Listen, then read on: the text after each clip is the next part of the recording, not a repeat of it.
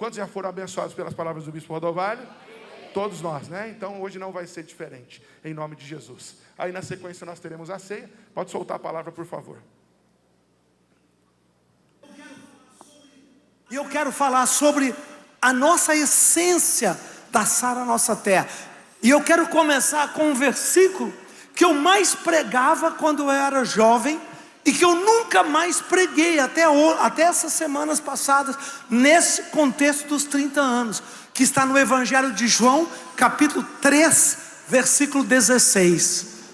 Projeta para mim, João 3, 16, que é a nossa Gênesis, que é a nossa origem, que é o nosso DNA. Olha para teu irmão e diga: a Sara tem DNA. Nós nascemos para fazer um propósito, um projeto, um plano, que está aqui em João 3,16. Porque Deus amou o mundo de tal maneira que deu o que, gente? Seu único filho, filho unigênito, para que todo o que nele crê não pereça, mas tenha o que, gente? Deus amou o mundo. Deus saiu, Ele se retirou da zona de conforto. Ele se retirou da zona de conforto e Ele mandou seu filho. Você já mandou um filho para fora? Quem tem um filho fora, está continuamente fora da zona de conforto, está continuamente pensando o que está acontecendo, continuamente perguntando se está tudo bem. Deus, o Senhor, se retirou da zona de conforto em prol de uma missão. E essa é a nossa Gênesis, esse é o nosso sangue que corre em nossas veias, esse é o nosso DNA. Quero ouvir um amém? Eu contei, aonde eu preguei, eu contei que na época da Mocidade para Cristo, na época que nós começamos esse movimento, a gente andava com um folhetinho chamado 4 Leis Espirituais. Quem conhece? É um folhetinho bonitinho, você deveria ter na sua bolsa. Vou fazer uma campanha daqui para o final do ano, para cada membro da Sara Nossa Terra ter um folhetinho, é muito pequenininho assim, ó, na bolsa, no bolso, né, na camisa. Por quê? Porque é a melhor forma de evangelizar. Está no avião, sentou com alguém. Está no ônibus, sentou com alguém. Está no trabalho, sentou com alguém. Sorriu para você na fila do banco. Você conhece as 4 leis espirituais? Não. Você gostaria? Claro, todo mundo fala que quer. Eu ganhava uma alma por dia, todos os dias, na Mocidade para Cristo. Eu não dormia à noite, se antes eu não ganhasse alguém para Jesus. Eu ganhava 360 pessoas, às vezes 400, todos os dias evangelizando, pessoalmente. Tinha períodos que eu ganhava duas pessoas, e eu dava o Novo Testamento que eu andava no bolso, para a pessoa ler a Bíblia. Você quer saber as 4 leis? Quero. Primeira lei: Deus te ama. Uau, Deus me ama. Você sabia? Não sabia. Pois é, Deus te ama, e Ele mandou seu filho morrer por você. Ah, é? Sim, mandou seu filho morrer por você. Você sabia que o homem foi separado por Deus? Houve um abismo? Houve um acidente que separou? Não, o homem pecou e separou. Segunda lei é a separação. Terceira lei: você sabia que Jesus construiu uma ponte? Você sabia que Jesus morreu por você e por mim, para nos levar de volta para Deus? Não sabia. Quarta lei: você quer voltar a ser filho de Deus? Eu quero. Quem não quer ser filho de Deus? Hoje nós somos criaturas, mas você vai passar a ser filho. Filho tem a carga genética, filho é nascido, filho tem a herança. Criação não, você cria um carro. Ontem nós tivemos Ciência e Fé, maravilhoso. Uma salva de palmas para quem esteve ontem nas salas de Ciência e Fé no Brasil, maravilhoso, né? Falamos sobre a diferença entre formar e criar. Gênesis 1, capítulo da criação científica, e Gênesis 2, o Schroeder mostrou isso lá no vídeo dele, né? Que Deus soprou a alma, o Neshama, formou a espiritualidade, a alma de Adão e Eva. Interessante, não é o tema, mas 4 leis espirituais. Eu aceitava Jesus, tão simples. Então nós nascemos para sermos uma igreja evangelizadora. Nós somos uma igreja missionária. Levante a mão e diga: nós temos missão. Não, mais forte. Diga: nós temos missão. Diga: eu quero ser parte desta missão. Pode dar uma salva de palmas? Mateus Mateus 28, 20. Jesus, antes de subir, Jesus fala a coisa mais importante. Qual é? O propósito. O propósito. Antes de sair, Jesus reforçou o propósito. Não esqueça do propósito de vocês, gente. Não esqueça o propósito. Fala comigo, o propósito. Diga a razão, a causa. Diga o objetivo. Não se perca no meio. Fala comigo, início. Mais forte, início. Fim. Final. O final é a missão. Quantas pessoas se perdem no meio? Quantas pessoas começam um negócio, mas se perde e não chega no final? Quantas pessoas começam um casamento, mas se perdem e não chega no final? Por quê? Jesus chama isso de os cuidados da vida. A vida leva a gente a ter cuidados. Problemas de finanças, problemas de saúde, cuidados com a família, cuidados com a profissão, com o seu currículo. Os cuidados da vida acabam desviando a gente do propósito. E Jesus chama, antes de subir no céu, Ele chama os discípulos. Ele já tinha ressuscitado. Em Mateus 28, 18, pega o 18 para mim, começa o 18 ao 20. Ele começa dizendo, Jesus aproximou-se dizendo: toda autoridade me foi dada no céu e na terra. Levanta a mão e diga: Ele tem autoridade no céu. Diga: Ele tem autoridade para parar a chuva.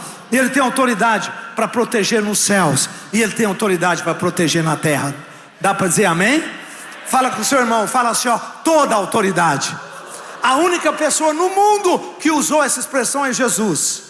O médico tem toda autoridade.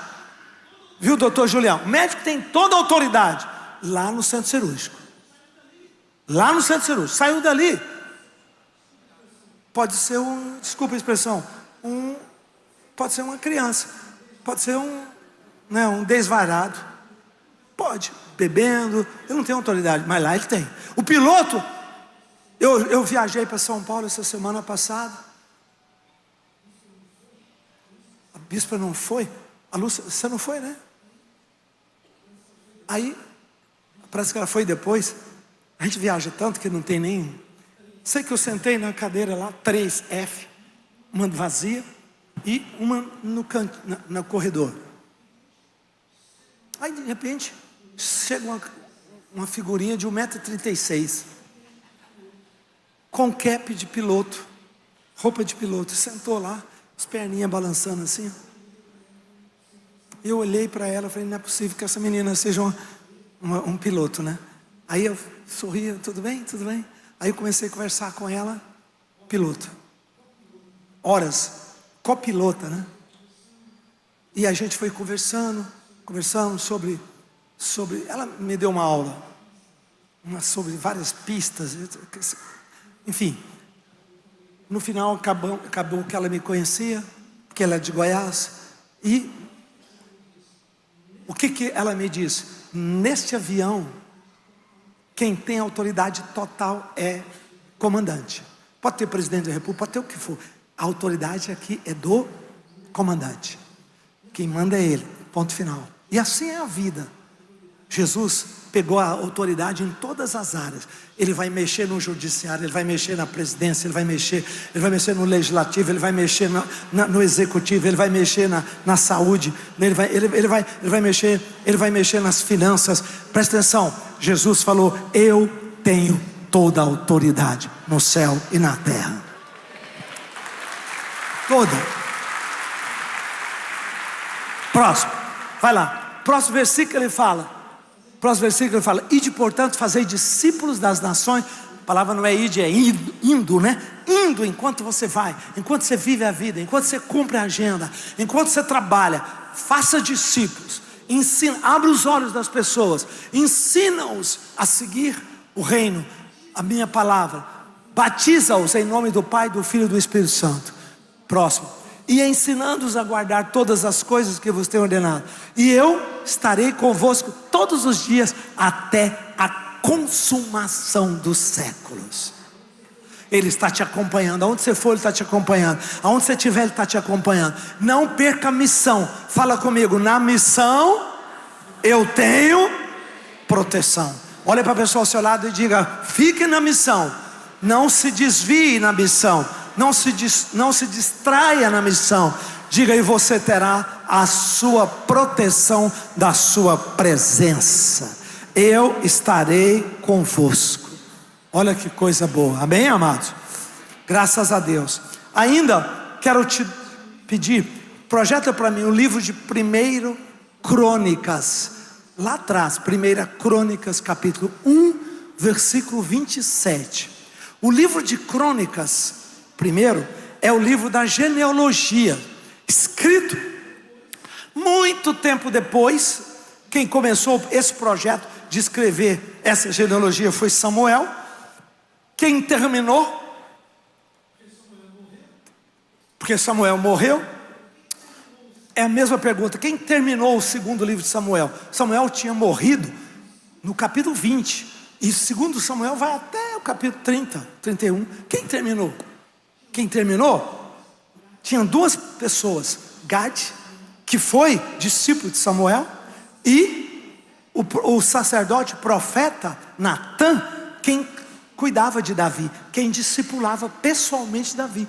Quem discipulou Davi não foi Samuel. Quem ungiu Davi foi Samuel. Mas quem discipulou Davi foram eles, Natã e Gade. Então, aqui eles pegam a genealogia. Pega o versículo anterior, 26. Eles estão falando da genealogia. Séculos depois, séculos. Já, olha, tinha passado. Qual a distância entre Abraão e Natã, ou os últimos dias de Davi? Pensa nisso. São séculos. Serug, falando de pai e filho. Genealogia, colocando organização, né? Sarug, Naor, Terá, pai de Abraão. Serug, Naor, pai de Terá, pai de Abraão. Próximo, 27. E Abraão, que é Abraão. Presta atenção, tem um erro aí pesado. Qual é? Primeiro, havia pelo menos 4 séculos de separação, de tempo. Ele não poderia ter posto o verbo no presente. Ele teria que ter posto esse verbo no passado. Abraão, que foi Abraão. Abraão foi uma celebridade. Abraão foi um patriarca. Ele teve um papel importantíssimo na história das religiões, porque ele foi o primeiro homem a dizer que o politeísmo era pecado. Ele criou o monoteísmo, adorará somente a um Deus, somente ao Senhor Deus. Ele criou o monoteísmo. Até então era politeísmo total. Bichos, né, animais, eles tinham todo tipo de adoração politeísta. Mas o monoteísmo foi Abraão que trouxe. Então esse texto está errado. Mas eles dizem, Abraão, que é. Esse verbo não foi um erro. Não está errado isso. Foi algo de propósito. Para fechar isso, está em... Projeta para mim primeira carta de João. Primeira carta de João. Lá no Novo Testamento. Capítulo 2, versículo 17. Veja o que João deixou para a igreja e para seus discípulos. Ora, o mundo passa, bem como as suas vontades. Fala comigo, concupiscências. Mais forte. Desculpa ser chato, só uma vezinha mais. Diga concupiscência. Faz assim com a sua mão, é igual a compulsões. Diga compulsões. É o nome científico para desejos irrefreáveis, vícios. Tudo isso, no nome popular que a gente chama é vício, tara, esses desejos que vêm, às vezes são desejos ruins, né? Gente doida da cabeça, né? Se eu não casar com aquela mulher eu me mato. Se eu não casar com esse cara eu vou morrer. Que forte desejo é esse? De onde vem isso? Esses desejos fortes mostram que a carne está prevalecendo. no coração dessa pessoa, e não o espírito. O apóstolo Paulo trata isso com uma clareza no livro de Romanos, quando ele fala como controlar seus desejos. Ele fala da força do espírito da vida e a força da carne, ou da lei, que é mais ou menos a mesma coisa. Então, concupiscência é aquelas pessoas que vivem para, eu quero ter um Rolex, eu quero ter uma Ferrari, eu quero ter um carrão, nem sei o nome, Lamborghini, eu quero ter isso. Esses fortes desejos passam. Ninguém vive, até mesmo porque se a pessoa consegue o Rolex dela, ou o carro dela, não vai mudar nada. Eu estive com um amigo nosso, irmão, empresário, que falou para mim: eu vivia sonhando em ter Lamborghini em casa, hoje eu tenho uma Lamborghini, hoje eu tenho, sabe isso, eu estou tão mal, estou sentindo ruim, eu vou vender essa porcariada toda, Rolex. Ele ganhou muito dinheiro, ficou rico, ficou milionário. Ele falou: sabe o que? Isso machucou minha alma. Eu falei: sabe por quê? Porque você achava que você ia se completar com esses desejos fortes, e isso passa.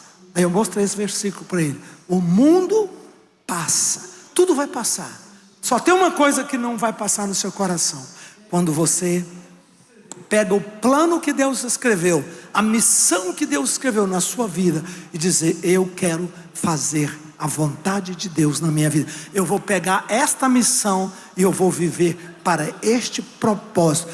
Tudo passa, mas aquele que faz a vontade de Deus permanece para sempre.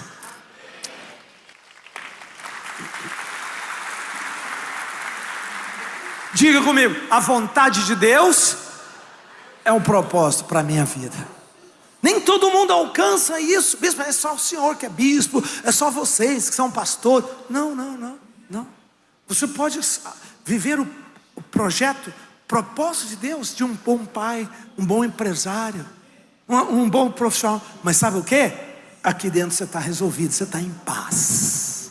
Aqui dentro você não vive atrás de coisas espetaculares, maravilhosas, que é o fruto da nossa geração hoje. Nossa geração vive para isso hoje, buscando fortes desejos, né? Tentando conquistar coisas melhores e maiores. Tá bom, se forem coisas puras, necessariamente não tem nada errado, mas é que não vai suprir a pessoa, é que não vai fazer a pessoa feliz, é que não vai fazer a pessoa realizada. Mas se você pegar a tua vida e colocar de joelho e dizer: aquilo que o Senhor escreveu sobre mim na eternidade, isso é o que eu vou viver nesse mundo, aí você vai permanecer. Aí teus filhos vão lembrar de você, teus avós vão lembrar de você, teus bisavós, teus netos, teus bisnetos, toda a sua descendência vai lembrar de você. Você não vai passar, você vai ficar se você for embora para a eternidade, seu legado, sua memória ficará aqui falando, abençoando. Você vai permanecer para sempre. Por isso,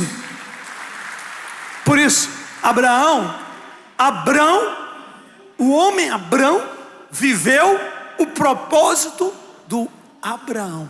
Abrão, homem exaltado, orgulhoso. Abraão, pai de multidões, homem que pensou nos outros, homem que chorou pelos outros, homem que preocupou com os outros, homem que estendeu a mão a todos que precisavam dele, homem que levou uma imagem da presença de Deus neste mundo, de um Deus presente neste mundo.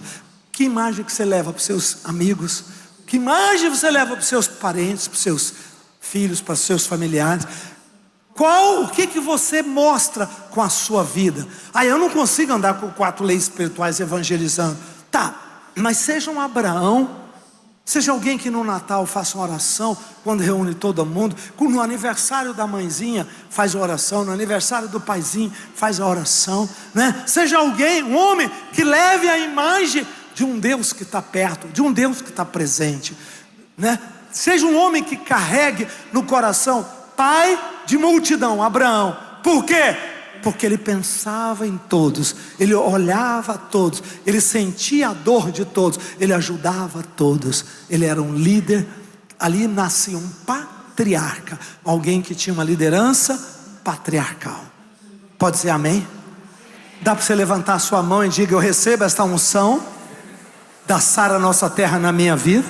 Olha para as pessoas ao seu lado, você de São Paulo, do Rio, você do Nordeste, você do Sul, tão querido e machucado ainda. As igrejas que estão aí hoje conosco são poucas, a maior parte está fechada, né? Enfim, todas.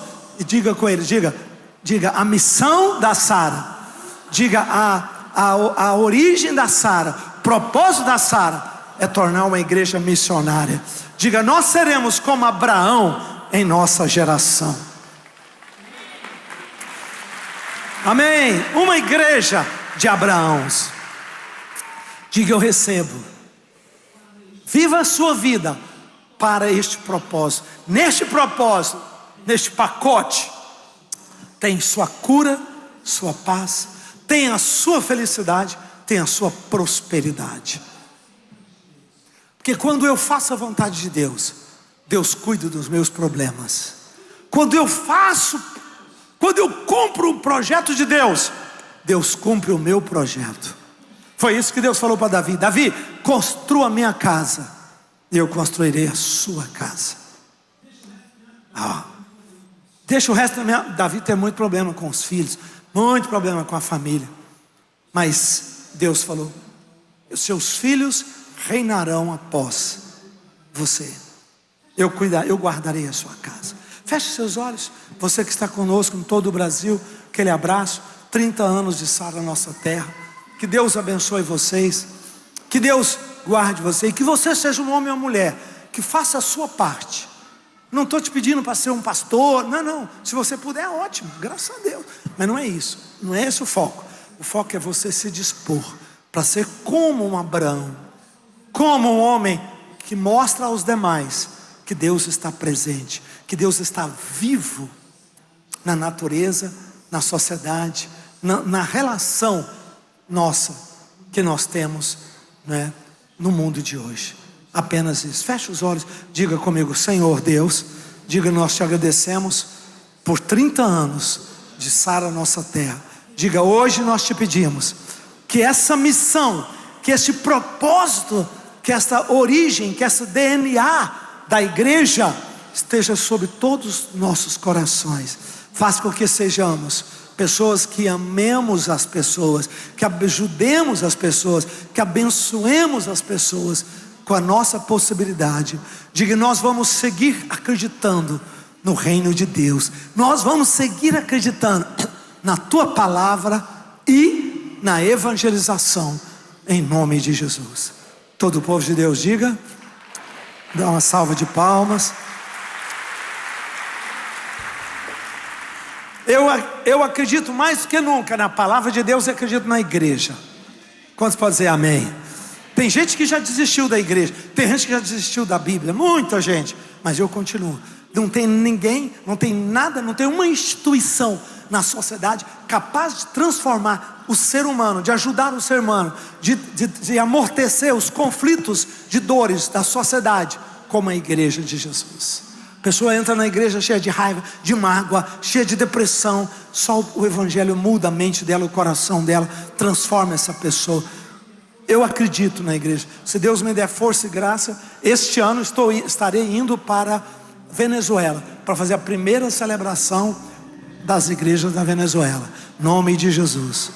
Nome de Jesus. Eu acredito na igreja, eu acredito na igreja. Eu acredito que a igreja é mais forte que o fuzil. A igreja é mais forte do que a espada. A igreja é muito mais forte que o governo. O governo passa, a espada passa, o fuzil passa, o joelho e as lágrimas do cristão segue, continua.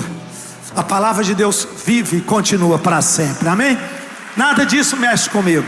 A igreja é mais forte. Bispo, tem tanta gente malandra, tem tanta distorção, tem tantos escândalos. Foi assim desde a época de Paulo, foi assim desde o Novo Testamento. Mas isso não invalidou a igreja do Novo Testamento, que é uma igreja mais escandalosa do que Coríntios. Tinha um cara que era filho adotivo, estava tendo caso com a mãe dele, adotiva, mãe, madrasta dele. Isso dentro da igreja, líder. E o apóstolo Paulo entrou de sola. Tinha tudo no Novo Testamento, então, mas não importa. Sempre tem quem quer, quem distorce.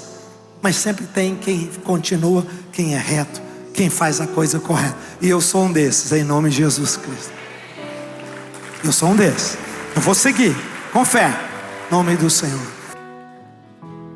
Boa noite, igreja. Que a paz esteja em seu coração, amém? Eu gostaria que mantesse as luzes do jeito que estava. Nós vamos passar para o momento da ceia. Nós vimos que nós temos uma palavra muito forte. São 30 anos, né, de Sara na Nossa Terra. E eu fico muito feliz por fazer parte dos 28 anos, amém? De Sara na Nossa Terra. E eu sei que é uma visão, além de profética sobre as nossas vidas, é sobre todo o nosso país, sobre o mundo, né? Que Deus possa sarar a nossa geração, que Deus possa sarar a nossa cidade, amém? Antes de passarmos para o momento onde você vai receber seu cálice, seu pão, eu gostaria de falar algo, uma reflexão com vocês a respeito da Santa Ceia de Jesus.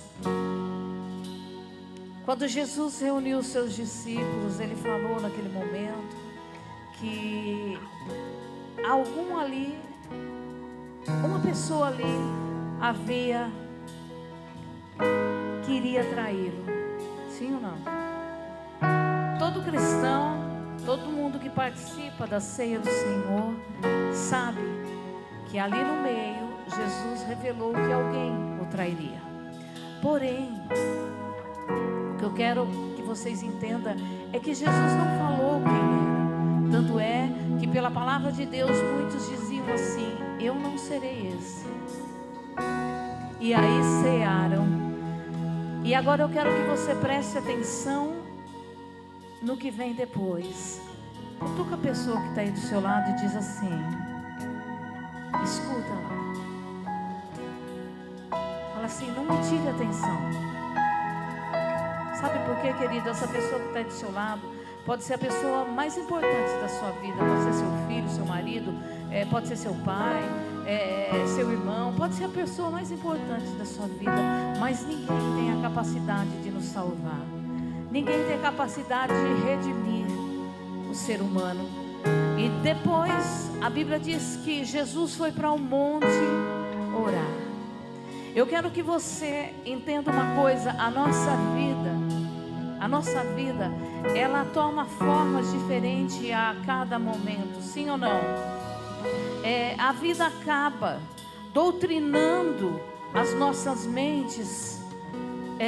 Muitas vezes as pessoas são doutrinadas de forma a pensar somente nelas, somente nos problemas que elas passam. Deixa eu te dizer uma coisa: eu aqui pude ter ficado triste o dia todo, mas você não entende. Você aí tem um problema que está angustiando a sua vida, atrapalhando muitas vezes seus relacionamentos, e nós não entendemos, nós não vemos, nós não conseguimos sentir o que você tem sentido, mas a vida, ela nos doutrina. Às vezes somos doutrinados por palavras que nos afastam de Deus, que nos cegam a ver o quão egoísta nós somos. As situações nos cegam a ponto de tipo assim: eu sou Gabriela, eu não mudo, tá? Então eu posso estar te ofendendo, eu posso ser alguém que não está sendo bênção na sua vida, mas eu não mudo. A vida nos doutrina muitas vezes a ponto de nos fazer trocar a nossa missão, trocar o nosso propósito por algo que nos dá prazer. Nós falamos em nome de Jesus, nós reunimos num dia como esse para lembrar do sacrifício, do momento que Jesus, Ele diz que Ele vai se entregar ao propósito maior que vinha do Pai.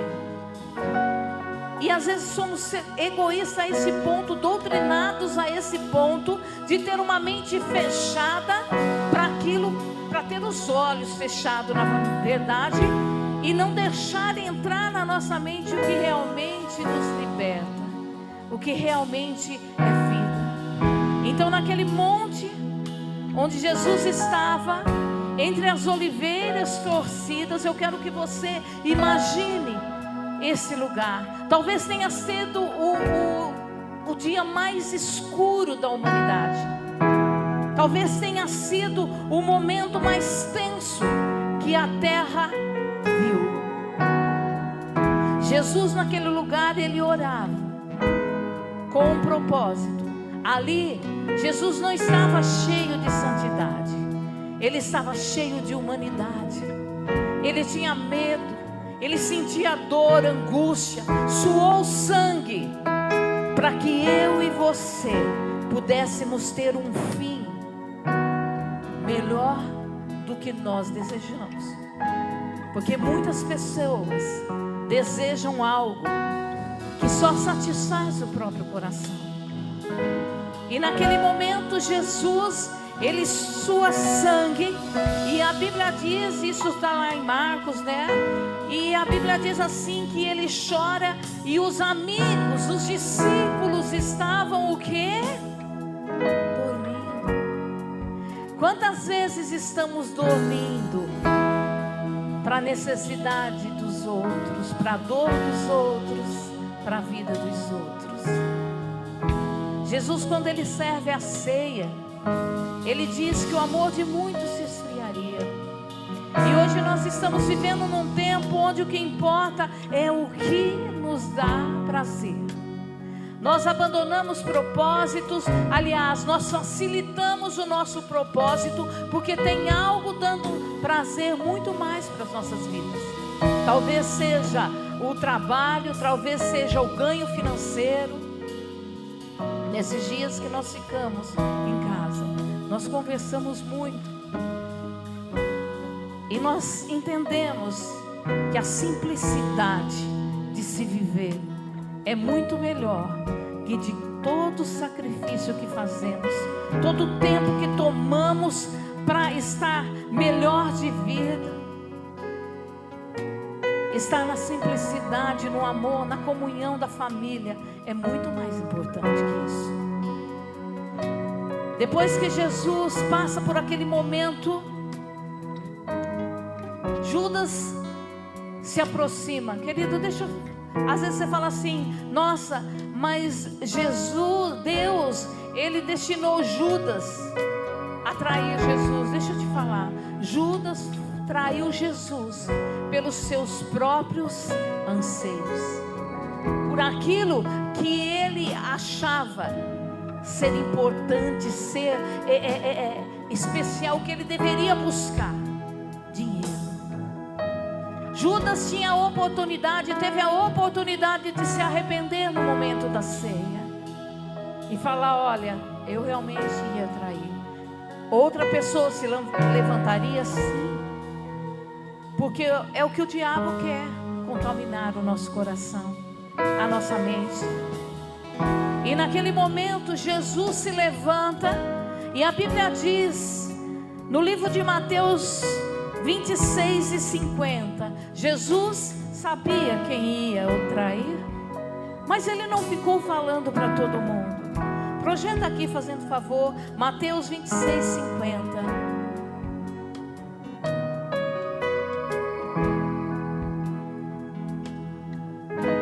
Jesus, porém, lhe disse: amigo,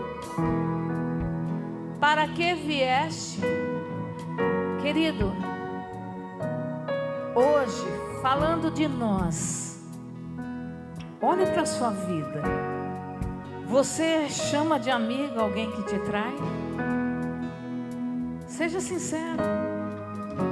Qual é a primeira, a vontade que nós temos de fazer com as pessoas que nos machucam? Nós temos vontade de tudo, menos chamar de amigo e considerar amigo. Então, neste momento que nós vamos celebrar a Santa Ceia do Senhor, eu gostaria que, se você que acha que não é importante, que as pessoas não se importam com você, que Jesus te esqueceu, que Jesus prosperou o teu irmão, mas não prosperou a sua vida.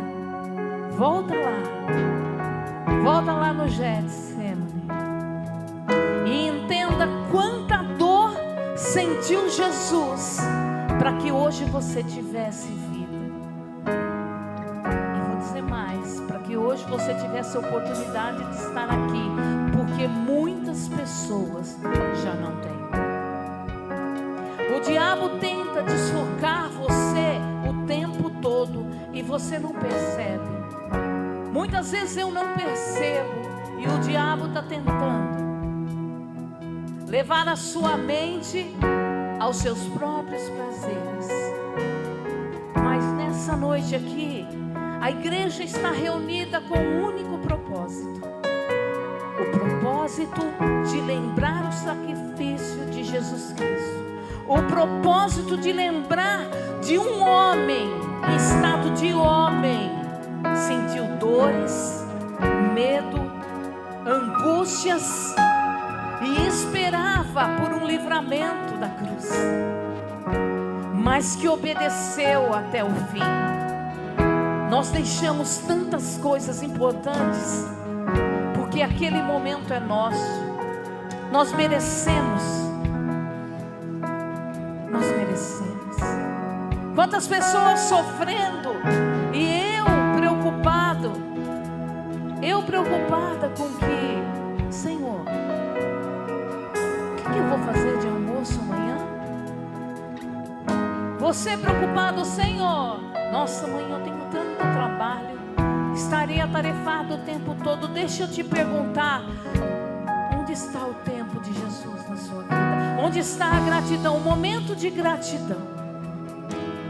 Então essa ceia, querido, é a igreja que se reúne para lembrar que alguém se sacrificou para que você tivesse vida, para que você tivesse oportunidades, para que você hoje que está aqui pudesse agradecer, ter um coração grato, porque muitos já não estão. Jesus se sacrificou para que você pudesse ter a alegria de viver e saber que no fim da jornada aqui na terra você tem um lar eterno. Amém? Então neste momento eu gostaria de pedir que as pessoas que fossem servir, já peguem aqui. Eu quero que você olhe para a pessoa que está do seu lado. Querido, deixa eu te falar uma coisa. Não é para sorrir. É muito sério. É tão sério que se não fosse esse sacrifício, estaríamos condenados à morte.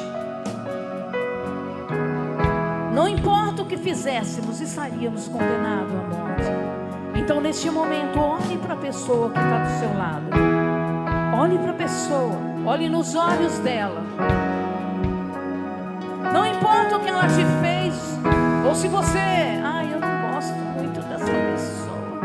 Não, olhe para ela e diz assim: amigo, o que realmente queres nessa noite? Você que sabe que tem alguém que está triste com você por algum motivo, você que sabe que tem deixado seus líderes muitas vezes chateados pelo seu comportamento. Eu não digo só líderes de célula, não, querido, das equipes do Arena, eu digo no geral. Você que sabe que tem uma pessoa que se entristeceu com você por algum motivo rotineiro da vida, não deixe ser doutrinado pela mágoa, pela raiva. Antes,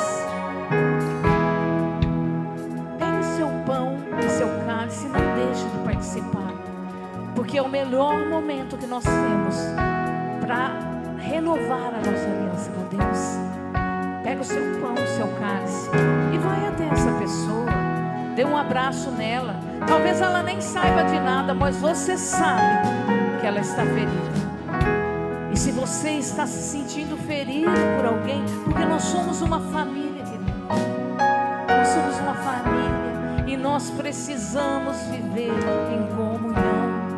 Nós não podemos ficar vivendo em discórdia, em rancor, deixar a ira tomar conta do nosso coração, porque ela começa de quase nada. Então você vai ser servido nessa hora. E você vai poder se levantar do seu lugar, querido. Se a pessoa que te magoou não vier até você, você pode entender e falar assim: eu te perdoo, porque Jesus sofreu muito mais do que eu, e me perdoou. Vai orando por isso, vai orando que o Espírito Santo toque seu coração.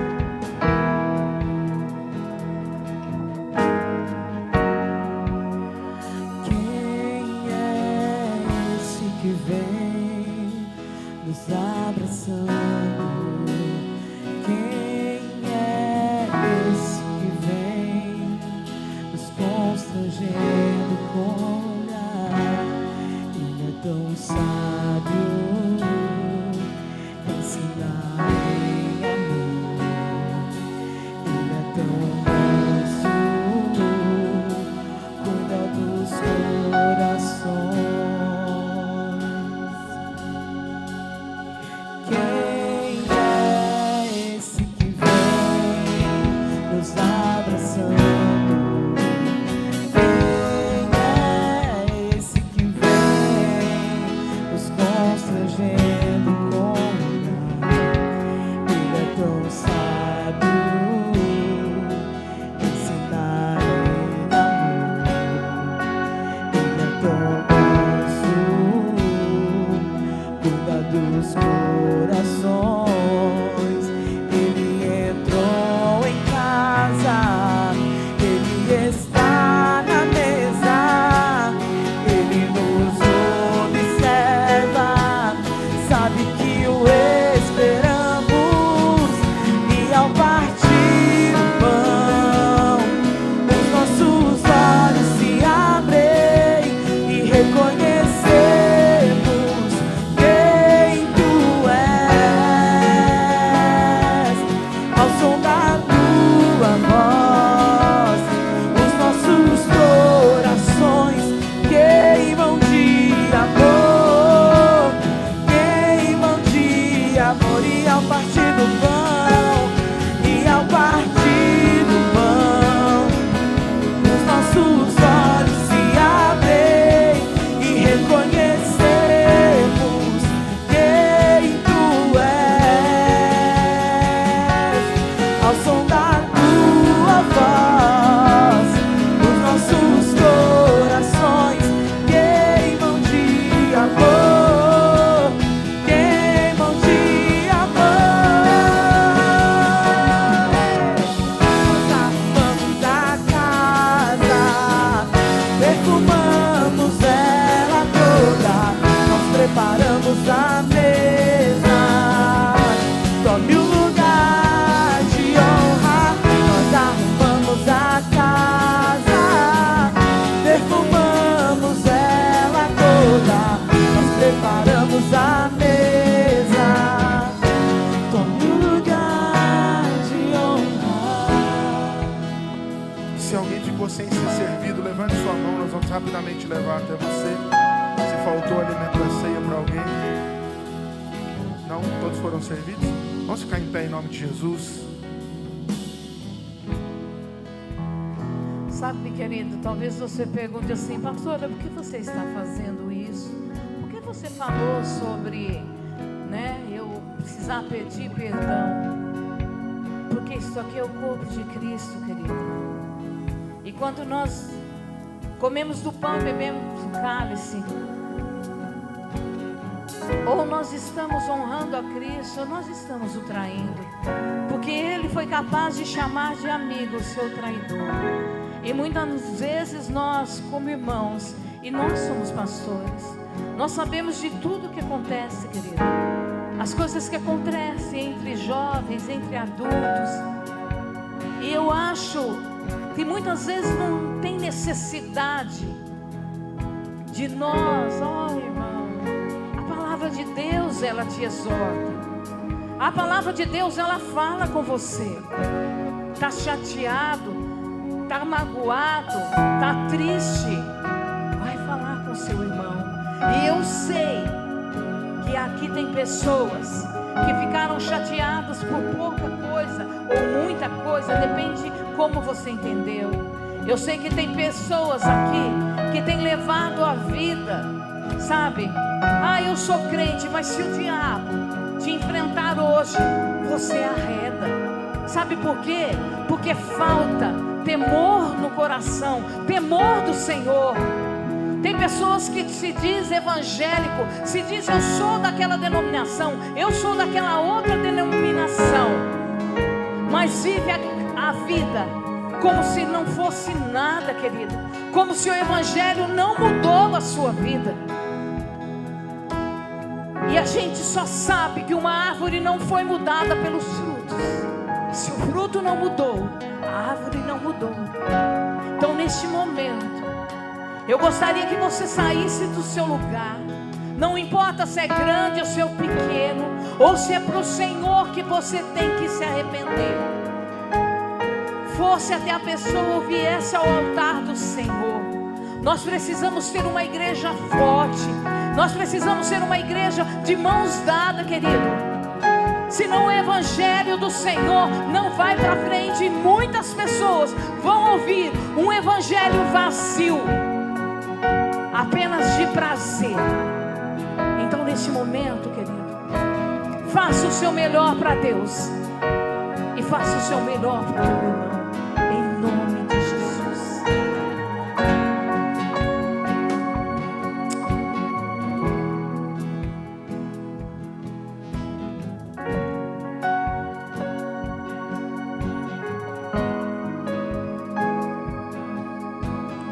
Segure o pão nas suas mãos. Senhor, em nome de Jesus, nós queremos, Senhor, em arrependimento, nos achegar até sua mesa hoje, pedindo ao Senhor perdão pelas nossas falhas, pelas nossas transgressões. Perdoa-nos, Pai. Purifica, Senhor, o nosso ser. Lava-nos com teu precioso sangue, Jesus. Em nome de Jesus, Pai, nós consagramos ao Senhor este pão. E cremos que a partir desse momento não é apenas um pedaço de pão mais, mas é o teu corpo moído, entregue pelas nossas transgressões. Em nome de Jesus, Pai, consagramos ao Senhor o pão. Dele comemos e a Ti somos gratos, em nome de Jesus. Coma do pão e seja agradecido ao Senhor.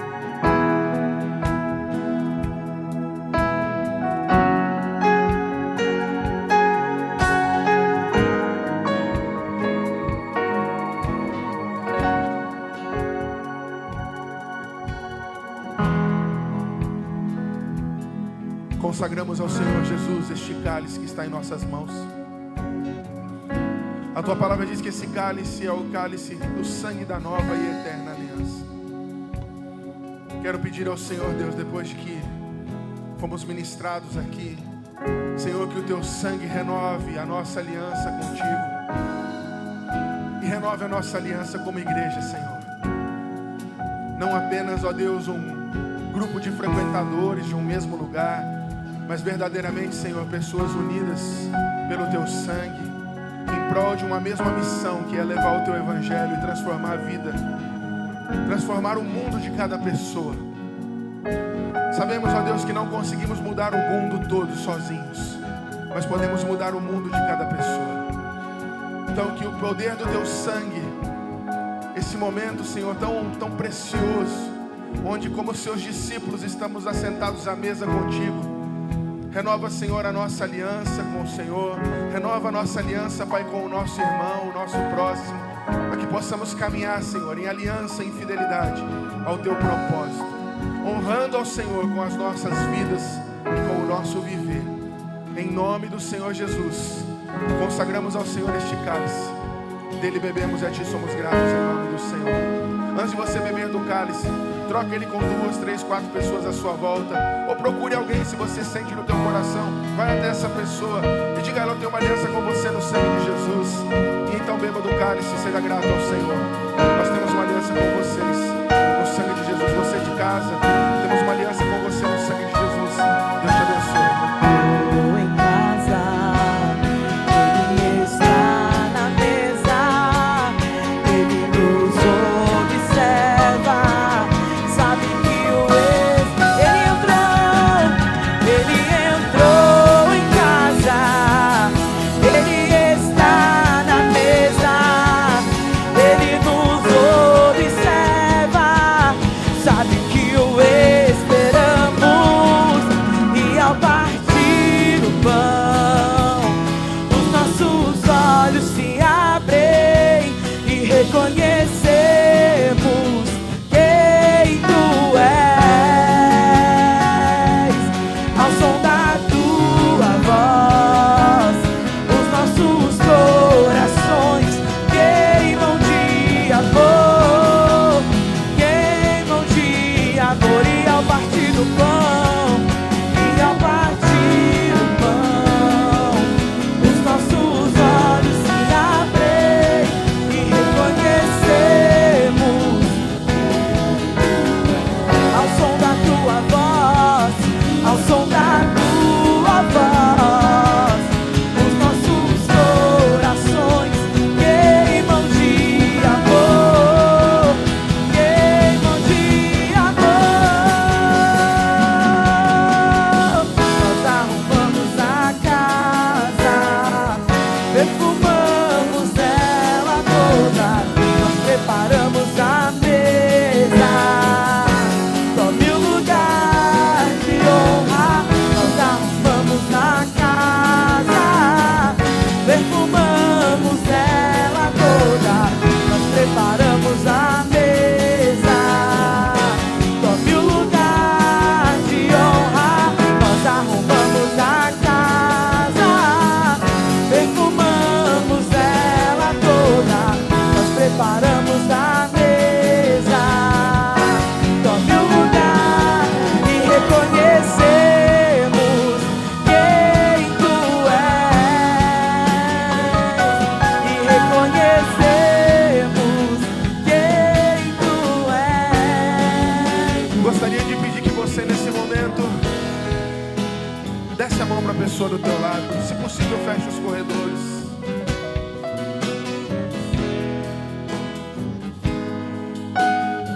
Feche os corredores.